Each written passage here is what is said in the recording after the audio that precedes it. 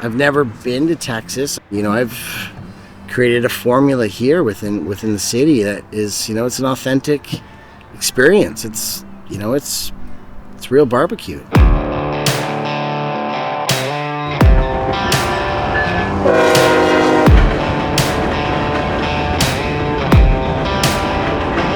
We are here today in Langley, BC. It's Canada, by the way, trying Texas smoking barbecue. And we have only one question. Can you bring a piece of legendary Southern food to Canada without stepping a foot in Texas?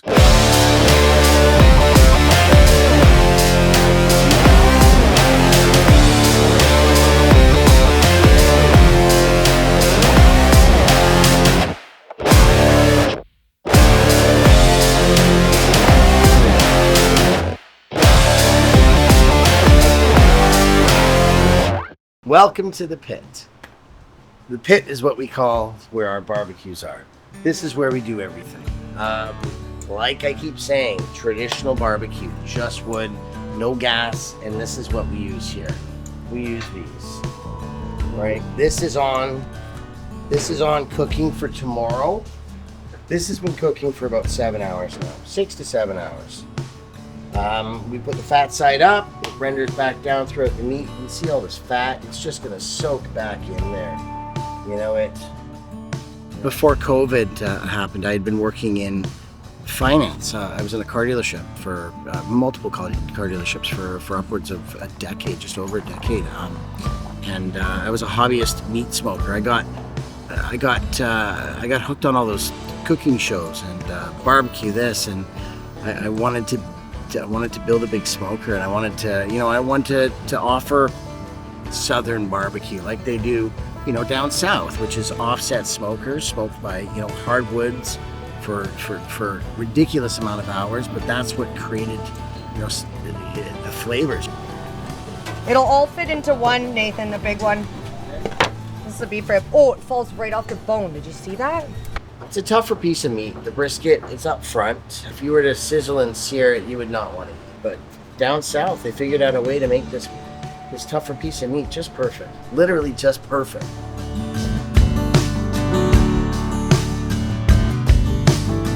I started barbecuing just for myself, and I was feeding friends and I was feeding family, and everyone around me kind of said, you should start offering this. And I thought about it, so I started posting ads on Marketplace, and before I knew it, I was getting busy over the weekends. I was getting pre-orders, and people were wanting to come and try this authentic barbecue. Did you ever have to serve somebody from actually was in Texas or from Texas? Absolutely, and everybody tells us that it is so close to home. There is nothing else that's closer that they've had. I have a guy that comes here. He lived in Austin, Texas. He has been here for 10 years.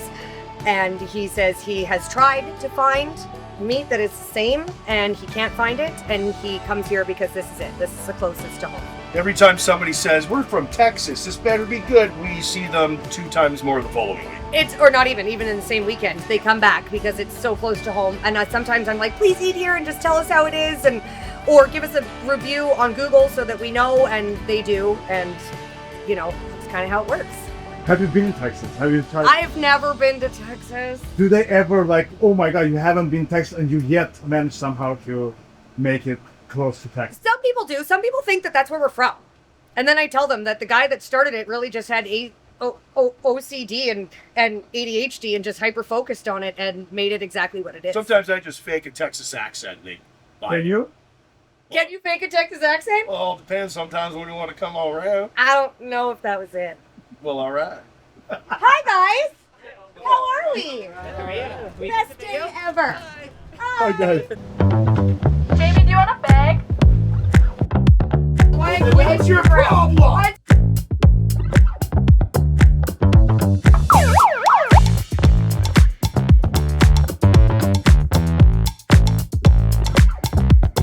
We're all a team. I don't look at myself as the boss. I'm just a team player. We're all in this together, because without them, there's no me, and vice versa. You got to work hard.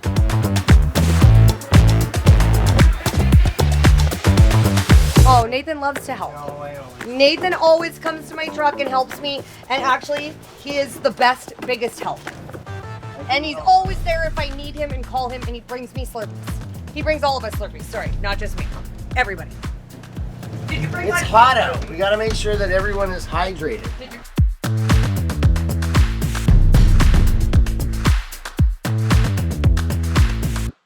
TJ is basically a porker on steroids. It's pulled pork, crispy onions, TJ sauce, barbecue sauce, and you add pork sausage as well with some coleslaw. So we're gonna toast the buns. While we're toasting the buns, we're gonna prep the meats.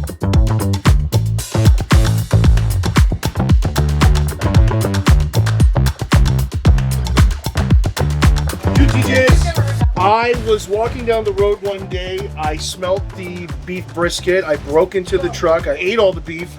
And then they found me in the morning in the fetal position with a bit of drool. No, I'm friends of friends of friends, and they wanted some charm, basically. They wanted some pizzazz. Yeah, Steve and I have been friends for 30 years. Since I was going into grade 9, I met Steve McGowan. And we work together now, and as you can tell, it's a very quiet, cool, calm environment. Got it. How many TJs? Thank you. Friendships.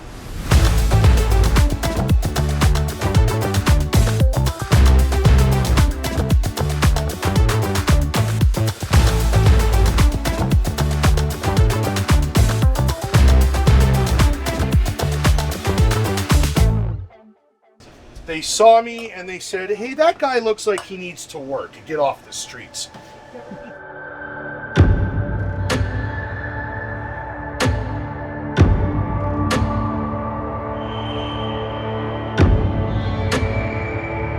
So what it takes to make a perfect Texas barbecue? What is the cost of the success? Texas smoked barbecue is like my child. I've watched it grow, and I'm very emotionally attached to it, and I would do anything for any of my people.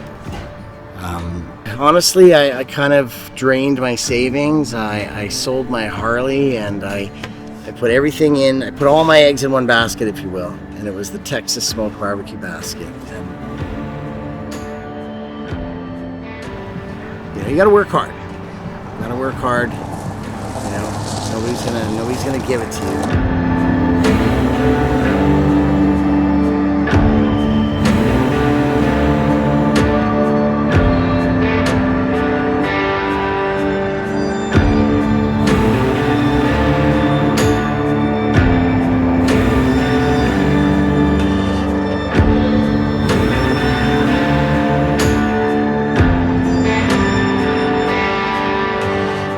Don't give up.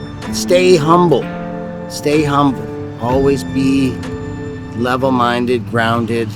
Right? I'm not better than anyone else. I'm just in this to serve people.